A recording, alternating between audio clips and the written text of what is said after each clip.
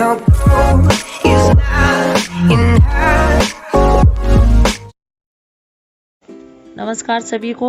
आज हम कक्षा 6 की हिंदी की पाठ्य पुस्तक वसंत भाग 1 से पाठ 6 पार नजर के नामक पाठ का अध्ययन करेंगे।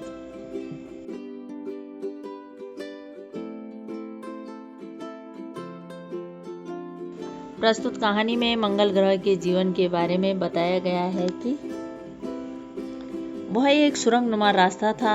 आम आदमी के लिए रास्ते से होते हुए जाने की मनाही थी, लेकिन छोटू ने एक दिन अपने पापा का सिक्योरिटी पास लिया और जा पहुंचा सुरंग में।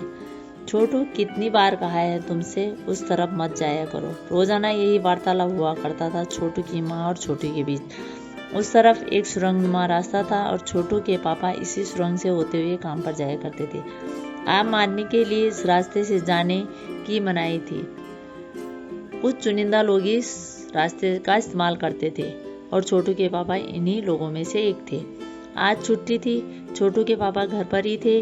नजर बचाकर चोरी छिपे छोटू ने पापा का सिक्योरिटी पास हथिया लिया और चल दिया सुरंग में। वैसे तो उनकी पूरी कॉलोनी ही जमीन के नीचे बसी थी। यह जो सुरंगनुमा रास्ता था, अंदर दिए जल रहे थे और उसके बाद बंद दरवाजे का सामना करना पड़ता था। दरवाजे में एक खांचा बना हुआ था। छोटू ने खांचे में काट डाला, तुरंत दरवाजा खुल गया। छोटू ने सुरंग में प्रवेश किया। अंदर वाले खांचे में सिक्योरिटी पास आ पहुंचा था। उसे उठा लिया। कार्ड उठाते ही दरवाजा बंद हुआ। छोटू ने चारों तरफ देखा। सुरंगनुमा वह रास्ता ऊपर की तरफ जाता था, यानी जमीन के ऊपर का सफर कर आने का मौका मिल गया था, मगर मौका हाथ लगते ही फिसल गया। सुरंग में जगह जगह लगाए निरीक्षण यंत्रों की जानकारी छोटू को नहीं थी, मगर छोटू के प्रवेश करते ही पहले निरीक्षक यंत्र में संदेशास्पद स्थिति दर्शाने वाली हरकत हुई। इतने छोटे कद का व्यक्ति सुरंग में कैसे आया? दूसरे निरीक्षक यंत्र ने तुरंत छोटू की तस्वीर खींच ली। किसी एक नियंत्रण केंद्र में इस तस्वीर की जांच की गई और खतरे की सूचना दी गई। इन सारी गतिविधियों के अनजान छोटू आगे बढ़ रहा था। तभी जाने कहां से सिपाही दौड़ चले आए। छोटू को पकड़ को वापस घर लाए। घर पर माँ छोटू का इंतजार कर रही थी। बस अब छोटू की खैरियत न थी। छोटू के पापा न होते तो छोटू का बचना मुश्किल था। मैं इसे समझा दूंगा, बस फिर वह ऐसी गलती कभी नहीं करेगा। पापा ने छोटू को बचा लिया। बोले, छोटू, मैं जहाँ काम करता हूँ न, वह क्षेत्र जमीन से ऊपर है। आम आदमी वहाँ नहीं जा सकता, क्योंकि वहाँ के माहौल में जी ही नहीं सकता। तो फिर आप कैसे जाते हैं? छोटू सवाल पूछने लगा। मैं वहाँ एक खास किस्म का स्पेस सूट पहनकर जाता हूँ। इस स्पेस सूट से मुझे ऑक्सीजन मिलता है, जिससे मैं सांस ले सकता हूँ, और इसी स्पेस सूट की वजह से बाहर की ठंड से मैं अपने आप को बचा सकता हूँ। खासी किस्म के जूते की वजह से जमीन के ऊपर मेरा चलना मुमकिन होता है। जमीन के ऊपर चलने फिरने के लिए हमें एक विशेष प्रकार का प्रशिक्षण दिया जाता है। और पापा आगे बताने लगे, एक समय था जब अपने मंगल ग्रह पर सभी लोग जमीन के ऊपर ही रहते थे, बगैर किसी तरह के यंत्रों की मदद के, बगैर किसी खास किस्म की पोशाक के हमारे पुरखे जमीन के ऊपर रहा करते थे। लेकिन धीरे धीरे वातावरण में परिवर्तन आने लगा। कई तरह के जीव धरती पर रहा करते थे। एक के बाद एक सब मरने लगे। इस परिवर्तन की जड़ में था सूरज में हुआ परिवर्तन। सूरज से हमें रोशनी मिलती है, ऊष्मा मिलती है।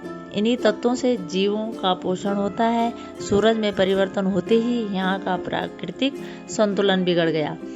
प्रकृति के बदले हुए रूप का सामना करने में यहाँ के पशु पक्षी, पेड़ पौधे, अन्य जीव अक्षम साबित हुए। केवल हमारे पूर्वजों ने इस स्थिति का सामना किया। तकनीकी ज्ञान के आधार पर हमने जमीन के नीचे अपना घर बना लिया। जमीन के ऊपर लगे विभिन्न यंत्रों के सहारे हम सूर्य की रोशनी और गर्मी का इस्तेमाल करते आ रहे हैं। इन्हीं यंत्रों के सहारे हम यहाँ जमीन के नीचे जी रहे हैं। यंत्र सुचारू रूप से चलते रहे, इसके लिए बड़ी सतर्कता बरतनी पड़ती है। मुझे जैसे कुछ चुनिंदा लोग इन्हीं यंत्रों का ध्यान रखते हैं। बड़ा हो जाऊंगा तो मैं भी यही काम करूंगा, छोटू कहने लगा। बिल्कुल, मगर उसके लिए खूब पढ़ना होगा, माँ और पापा की बात सुननी होगी, माँ ने कहा। दूसरे दिन छोटू के पापा काम पर चले गए। देखा तो कंट्रोल रूम का वातावरण बदला बदला सा। शिफ्ट खत्म कर घर जा रहे स्टाफ के प्रमुख ने टीवी स्क्रीन की तरफ इशारा किया। स्क्रीन पर एक बिंदु झलक रहा था। यह कोई आसमान का तारा नहीं, क्योंकि कंप्यूटर से पता चल रहा है कि यह अपनी जगह अड़िग नहीं रहा। पिछले कुछ घंटों के दौरान इसने अपनी जगह बदली है। कंप्यूटर के अनुसार यह हमारी धरती की तरफ बढ़ता चला आ रहा है। छोटू के पापा ने अपने संदेह प्रकट किया कि कहीं अंतरिक्ष यान तो नहीं है। संदेह हमें भी है, आप सब इस पर बराबर ध्यान रखिएगा। छोटू के पापा सोच में डूब गए। क्या सचमुच अंतरिक्ष यान होगा? कहाँ से आ रहा होगा? सौरमंडल में हमारी धरती के अलावा और कौन से ग्रह पर जीवों का अस्तित्व होगा? कैसे हो सकता है? और अगर होगा भी तो क्या इतनी प्रकृति कर चुका होगा कि अंतरिक्ष यान छोड़ सके? वैसे तो हमारे पूर्वजों ने भी अंतरिक्ष यानों उपग्रहों का प्रयोग किया था, मगर हमारे लिए यह असंभव है। इसके लिए आवश्यक मात्रा में ऊर्जा तो हो। काश इस नए मेहमान को नजदीकी से देखा जा सकता। हाँ, अगर वह इसी तरफ आ रहा होगा तो यह संभव हो सकेगा कि देखें। अगर अंतरिक्ष यान से एक यांत्रिक हाथ बाहर निकला, हर पल उसकी लंबाई बढ़ती ही जा रही थी। छोटू के पापा ने अवलोकन जारी रखा। कॉलोनी की प्रबंध समिति की सभा बुलाई। अध्यक्ष भाषण दे रहे थे। हाल ही में मिली जानकारी से पता चलता है कि 2 अंतरिक्ष यान हमारे मंगल ग्रह की तरफ बढ़ते चले आ रहे हैं। इनमें से एक अंतरिक्ष यान हमारे गिर्द चक्कर काट रहा है। कंप्यूटर के अनुसार ये अंतरिक्ष यान नजदीकी के ही किसी ग्रह से छोड़े गए हैं। ऐसी हालत में हमें क्या करना चाहिए? इसकी कोई सुनिश्चित योजना बनानी जरूरी है। नंबर 1, आपका क्या ख्याल है? हालांकि अगर ये अंतरिक्ष यान खुद ब खुद जमीन पर उतरते हैं तो उन्हें बेकार कर देने की क्षमता हमें अवश्य है। मेरी जानकारी के अनुसार इन अंतरिक्ष यानों में सिर्फ यंत्र हैं, किसी तरह के जीव इनमें सवार नहीं है। नंबर 1 की बात सही लगती है। नंबर 2, एक वैज्ञानिक थे, वे बोले हालांकि यंत्रों को बेकार कर देने में भी खतरा है। इनके बेकार होते ही दूसरे ग्रह के लोग हमारे बारे में जान जाएंगे। इसलिए मेरी राय में हम सिर्फ अवलोकन करना चाहिए। जहाँ तक हो सके हमें अपने अस्तित्व को छिपाए ही रखना चाहिए, क्योंकि हो सकता है जिन लोगों ने अंतरिक्ष यान भेजे हैं वे कल इनमें से भी बड़े सक्षम अंतरिक्ष यान भेज सकते हैं।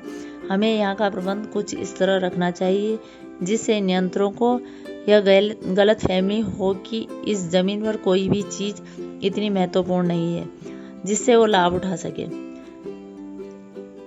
उनकी बात के जवाब में अध्यक्ष कुछ बोलने जा ही रहे थे कि फोन की घंटी बजी। अध्यक्ष ने चौका उठाया। 1 मिनट बाद सभा को संबोधित करते हुए उन्होंने कहा, भाइयों, अंतरिक्ष यान क्रमांक 1 हमारी जमीन पर उतर चुका है। वह दिन छोटू के लिए बड़ा ही महत्वपूर्ण दिन था। पापा उसे कंट्रोल रूम में ले गए थे। यहाँ से अंतरिक्ष यान क्रमांक 1 साफ नजर आ रहा था।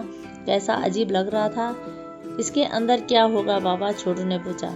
अभी नहीं बताया जा सकता, दूर से इसका निरीक्षण जारी है। उस पर बराबर हमारा ध्यान है और उसके हर अंग पर हमारा नियंत्रण है। वक्त आने पर ही हम अगला कदम उठाएंगे, छोटू के पापा ने बताया। उन्होंने छोटू को एक कंसोल दिखाया जिस पर कई बटन थे। अब अंतरिक्ष यान से एक यांत्रिक हाथ बाहर निकला। हर पल उसकी लंबाई बढ़ती जा रही थी। वह शायद जमीन तक पहुंचकर मिट्टी उकेर लेना चाहता था। सब लोग स्क्रीन पर दिखाई दे रही अंतरिक्ष यान की इस हरकत को ध्यान से देख रहे थे, सिवाय एक के। उसका ध्यान कहीं और था। छोटू का सारा ध्यान था कंसोल पैनल पर। कंसोल का एक बटन दबाने की अपनी इच्छा को वह रोक नहीं पाया।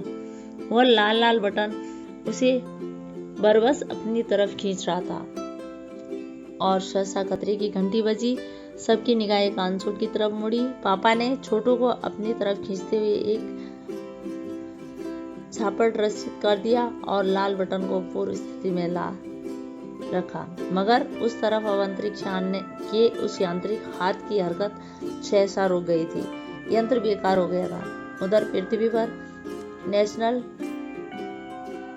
Aeronautics and space administration NASA द्वारा प्रस्तुत वक्तव्य ने सबका ध्यान अपनी तरफ आकर्षित कर लिया। मंगल की धरती पर उतरा हुआ अंतरिक्षयान वाकई अपना निर्धारित कार्य कर रहा था। हालांकि किसी अज्ञात कारणवश अंतरिक्ष यान का यांत्रिक हाथ बेकार हो गया। नासा के तकनीशियन इस बारे में जांच कर रहे हैं तथा इस यांत्रिक हाथ को दुरुस्त करने के प्रयास भी जारी हैं। इसके कुछ ही दिनों बाद पृथ्वी के सभी प्रमुख अखबारों ने छापा कि नासा के तकनीशियनों को रिमोट कंट्रोल के सारे वाकिंग को दुरुस्त करने में सफलता मिली है। यांत्रिक हाथ ने अब मंगल की मिट्टी के विभिन्न नमूने इकट्ठे करने का काम आरंभ कर दिया है। पृथ्वी के वैज्ञानिक मंगल की इस मिट्टी का अध्ययन करने के लिए बड़े उत्सुक थे। उन्हें उम्मीद थी कि इस मिट्टी के अध्ययन से इस बात का पता लगाया जा सकेगा कि क्या मंगल ग्रह पर भी पृथ्वी की ही तरह जीव सृष्टि का अस्तित्व है। यह प्रश्न आज भी एक रहस्य है। धन्यवाद।